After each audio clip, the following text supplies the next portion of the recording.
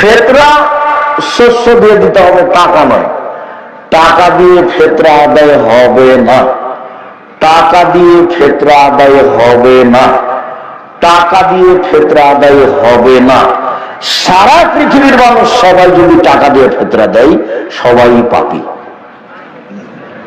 ভারত, বাংলাদেশ, পাকিস্তানে শতকরা 95 জন লোক মাঝাবি, মাঝাব মানে তারা ইরাকের পরিমাপ অনুযায়ী 3.5 কেজি ধরে 1.25 কেজির দাম ধরে টাকা দেয়।